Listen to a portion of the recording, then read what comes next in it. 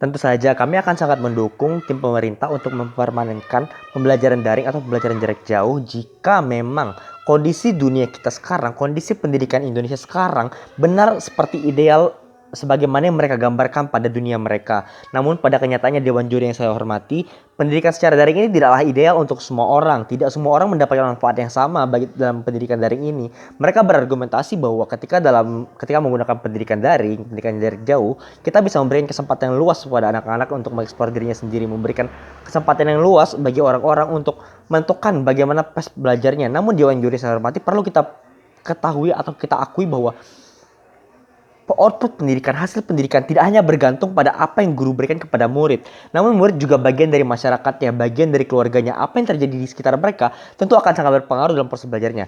Mari kita coba telik satu persatu. Mulai dari kondisi faktor ekonomi mereka. Tidak semua murid memiliki kesempatan yang sama untuk dapat memiliki gadget yang baik, untuk memiliki akses internet yang baik. Hal ini akan berpengaruh besar terhadap bagaimana mereka belajar.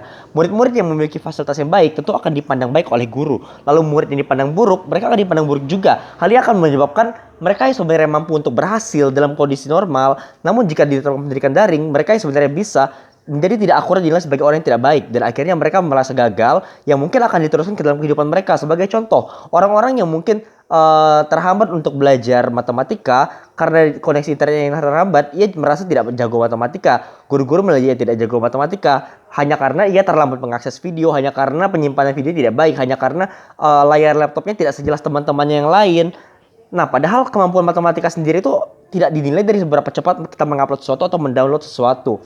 Hal ini yang menjadi permasalahan pertama. Kedua, tidak semua orang dapat mensupport sama untuk pembelajaran daring. Banyak anak-anak yang bahkan orang tuanya tidak peduli sama sekali, atau orang tuanya tidak berada di rumah untuk mengawasi mereka apakah mereka belajar atau tidak. Tidak banyak orang tua yang memberikan kesempatan bagi anaknya untuk mengeksplor dunia luar, untuk mendapatkan skill-skill tambahan. Yang mana yang ini dapat kita dapatkan dengan jelas ketika sekolah tidak daring. Mereka dapat diawasi oleh guru mereka dapat mengikuti ekskul dengan nyaman. Tidak sama dengan ketika pendidikan daring.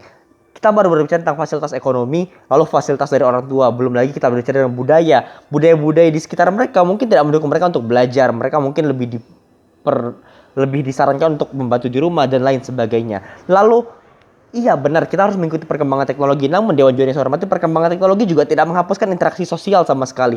Justru teknologi ini bukan digunakan sebagai hal utama, bukan sebagai media utama, melainkan hanya media pendukung dari interaksi-interaksi sosial. Terutama di masa-masa awal kehidupan, bagaimana anak-anak mulai memahami dunia sosial, mulai memahami orang lain. Bagaimana kita ingin anak-anak belajar berempati, belajar menjadi orang yang baik ketika mereka tidak bisa mengamati perilaku langsung dari orang lain. Mengamati bagaimana orang yang berekspresi, mengamati bagaimana orang yang menerima reaksi mereka. Hal inilah yang tidak bisa kita dapatkan di pendidikan daring. Oleh karena itu, 2 poin yang kita utarakan. Pertama, proposal mereka terlalu ideal karena pada nyatanya ada banyak faktor yang mempengaruhi pendidikan daring ini sehingga tidak dapat maksimal kepada semua orang. Kedua, dunia digital pun tidak perlu diikuti dengan semuanya dibuat serba digital, tapi lebih kepada bagaimana teknologi digital ini membantu kehidupan anak-anak untuk mereka tumbuh dan berkembang sebagaimana mestinya. Sekian sanggahan dari kami. Terima kasih.